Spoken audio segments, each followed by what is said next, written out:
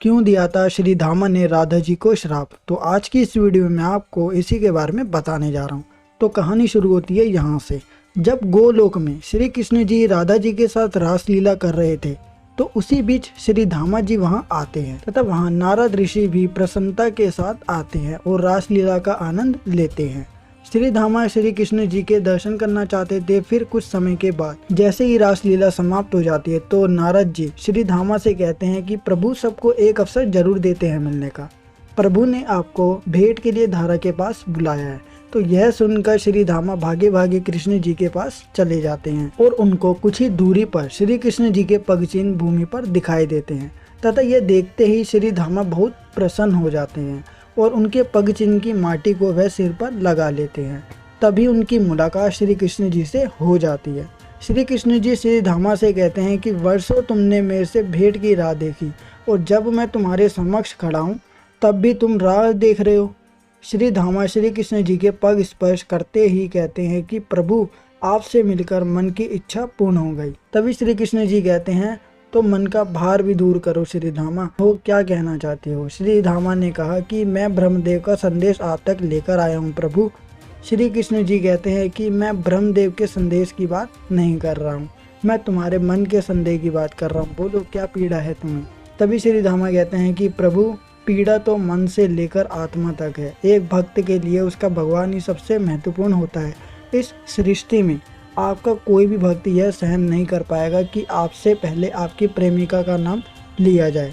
प्रभु आपके लोक में आपके दर्शन के लिए आपसे पहले आपकी प्रेमिका का नाम क्यों, वो तो मात्र आपकी प्रेमिका है। और प्रभु कौन है ये राधा, और मैं क्यों लूँ उनका नाम श्री कृष्ण जी के नाम से पहले। तभी श्री कृष्ण जी उनको गोलोक की जलधारा दिखाते हैं और श्री धामा आश्चर्य के साथ कहते हैं कि प्रभु ये धारा तो नीचे से ऊपर जा रही है। तभी श्री कृष्ण जी कहते हैं कि हाँ, तुम जो देख रहे हो वो वास्तविक है। जो धरती के आकर्षण के कारण नीचे की ओर बहे वो धारा, जो आकर्षण तोड़कर ऊपर की ओर जाए वो राधा, जो सागर से मिलकर अपना अस्तित्व खो दे वो धारा, और जो अपने अस्तित्व के उद्गम तक जाए वो राधा। हर छूटती श्वास कृष्ण तो हर ली हुई श्वास राधा। जीवन का सार कृष्ण है तो जीवन का आधार है राधा। तभी श्री धामा कहते हैं कि प्रभु आप किसी माया में उलझ गए हैं। श्री कृष्ण जी कहते हैं कि हो भी सकता है कि मैं किसी माया में फंस गया हूँ। अगर भक्त किसी समस्या में पड़ जाए तो वह भगवान से प्रार्थना करता है, मैं किससे सहायता मांगूं, कौन करेगा मेरी सहायता। तभी श्री धामा कहते हैं कि प्रभु मैं करूँगा आपकी सहायता, प्रभु बस आप एक बार अवसर तो दीजिए। फिर श्री कृष्ण जी श्री धामा को अवसर दे देते हैं। कुछ समय के बाद जब श्री धामा श्री कृष्ण जी को भोग खिलाने के लिए जाते हैं तो वह माखन भरी मटकी लेकर जाते हैं तथा वह श्री कृष्ण जी को भोग दे देते हैं। तभी कृष्ण जी उस माखन की मटकी को राधा को दे देते हैं तथा राधा स्वयं उस माखन को पहले भोग करती है, फिर उसके पश्चात श्री कृष्ण जी को स्वयं भोग देती है। यह सब देखकर श्री धामा अत्यंत क्रोधित हो जाते हैं, क्योंकि पहले राधा ने भोग खाया, फिर उसके बाद वही भोग श्री कृष्ण जी को दिया जा रहा है। और श्री धामा कहते हैं कि कोई मेरे प्रभु से पहले राधा नहीं कहेगा, मेरे प्रभु श्रेष्ठ है। अब सब मेरे प्रभु का नाम जपो, एक साथ बोलो जय श्री कृष्ण। नाम जपते ही प्रकृति खिल उठती है।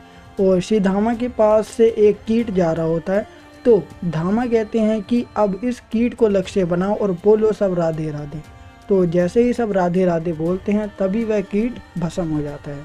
प्रमाण के लिए धामा कहते हैं कि अब इस तितली को लक्ष्य बनाओ और बोलो राधे राधे, तभी वह तितली भी भस्म हो जाती है। और श्री धामा श्री कृष्ण जी से कहते हैं कि प्रभु मैंने सिद्ध कर दिया कि आप ही सबसे श्रेष्ठ हैं और कोई नहीं। उसके बाद श्री कृष्ण जी जब अपने महल की ओर लौटते हैं तो वह श्री धामा से कहते हैं कि धामा क्या तुम मेरे द्वारपाल बनोगे और भीतर किसी को मत आने देना। तभी धामा कहते हैं कि हाँ प्रभु मैं आपका द्वारपाल बनूंगा और भीतर किसी को भी नहीं जाने दूंगा। और कुछ ही क्षण के बाद श्री कृष्ण जी धीरे से राधा नाम लेते हैं और राधा महल की ओर चली जाती है, परंतु द्वार पर धामा खड़े होते हैं और धामा राधा को श्री कृष्ण जी के पास नहीं जाने देते और उनका मार्ग रोक लेते हैं, परंतु राधा नहीं रुकती और आगे की ओर चलती जाती है। जैसे ही राधा द्वार तक पहुंचने वाली होती है तो श्री धामा राधा जी को श्राप दे देते हैं और कहते हैं कि मैं श्री कृष्ण भक्त श्री धामा अपनी भक्ति की शक्ति को साक्षी मानकर तुम्हें श्राप देता हूँ कि तुम 100 वर्षों तक कृष्ण को भूली रहोगी और गोलोक से दूर मृत्यु लोक में रहोगी। जैसे ही श्री धामा राधा जी को श्राप देते हैं तो सभी वहां की ओर आ जाते हैं और श्री धामा को एक नन्ही सी बालिका यह कहती है कि राधे राधे बोलो ना। तभी श्री धामा कहते हैं कि क्यों बोलूं मैं राधे राधे, जिसका परिणाम बहुत अनर्थकारी हो। तभी वह बालिका कहती है कि एक छोटा सा कीट थी मैं, धरा से संघर्ष करती हुई सरकती हुई, वो भी अपनी मुक्ति की चाह में, और आप सबने राधे राधे कहा और मैं कीट से तितली में बदल गई, मुझे फिर पर मिल गए। मुझे लक्ष्य मानकर आप सबने फिर से राधे राधे कहा और मैं मनुष्य बन गई। 84 लाख योनियों के बाद जो मनुष्य जन्म देता है वो मुझे केवल एक नाम के 2 बार पुकारने से मिल गया। तभी श्री धामा को पछतावा होता है कि उन्होंने कितनी बड़ी गलती कर दी। जिनको वो मायावी समझ रहे थे वो तो साक्षात देवी निकली। तभी राधा जी कहती है कि हर अनर्थ में अर्थ छुपा रहता है, जो भी कुछ होता है श्री कृष्ण जी की इच्छा से ही होता है। अच्छा तो तुम मुझे बताओ, तुम ब्रह्मदेव का संदेश लेकर आए थे तो क्या था वो संदेश? श्री धामा कहते हैं कि ब्रह्मदेव ने संदेश भेजा है कि अब श्री कृष्ण जी के धरती पर अवतरित होने का समय आ गया है। तो इस प्रकार श्री कृष्ण जी धरती पर विष्णु जी का 8वां अवतार बनकर आते हैं।